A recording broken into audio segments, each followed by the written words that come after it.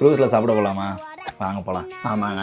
அப்படி நாங்கள் ரீசெண்டாக வந்த இடம் பார்த்தீங்கன்னா கப்பித்தான். இது வந்து யூரோப்பியன் பார் அண்ட் ரெஸ்டாரண்ட் டைப்பில் இருக்கும். இன்டீரியர் பார்க்குறதுக்கு செம்மையாக இருந்ததுங்க. நாங்கள் என்னென்ன ஆர்டர் பண்ணி சாப்பிட்டோம் அப்படின்னு சொல்லிட்டு ஸ்க்ரீனில் போடுறேன், தெரிஞ்சுக்கோங்க. ஏன்னா பேர் வந்து குண்டக்க மண்டக்க இருக்குதுங்க, எதுவுமே ஞாபகம் இல்லை. அதனால் ஸ்க்ரீனில் போகிறேன், பார்த்து தெரிஞ்சுக்கோங்க. ஒரு டிஷ்ஷுமே பார்க்கறதுக்கு அவ்வளோ யூனிக்காக அழகாக இருந்ததுங்க. அதை அப்படியே வச்சு பார்த்துக்கிட்டே இருக்கிறதா இல்லை கட் பண்ணி சாப்பிட்றதானே ஒன்றுமே புரியலைங்க. அந்த அளவுக்கு செம்மையாக இருந்தது. ஒரு டிஷ்ஷுமே வந்து டேஸ்ட் வைஸும் சரி, அவங்க கொடுத்த குவாலிட்டி வைஸும் சரி சூப்பராக இருந்ததுங்க.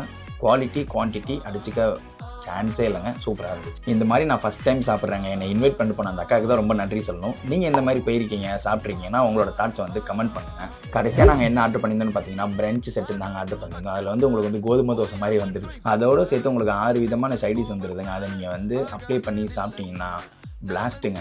வாங்கின எல்லா டிஷ்ஷுமே அடிச்சு நாக் அவுட் பண்ணிட்டு அங்கேருந்து கிளம்பியாச்சு. இது எங்கே லொக்கேட் ஆயிருக்குன்னு பார்த்தீங்க அப்படின்னா மேக்ஸ்வெல் சேம்பர்ஸ்லாங்க லொக்கேட் ஆயிருக்கு. இது எப்படி போகணுன்னு பார்த்தீங்க அப்படின்னா தஞ்சாம்பகர் எம்ஆர்டி எக்ஸிட் பிலேருந்து போய்க்கலாங்க. இந்த மாதிரி யூஸ்ஃபுல்லாக இன்ட்ரெஸ்டிங்கான கண்டென்ட்ஸ்க்கு நம்ம சேனலை ஃபாலோ பண்ணிங்க. தேங்க்யூ ஃபார் வாட்சிங்.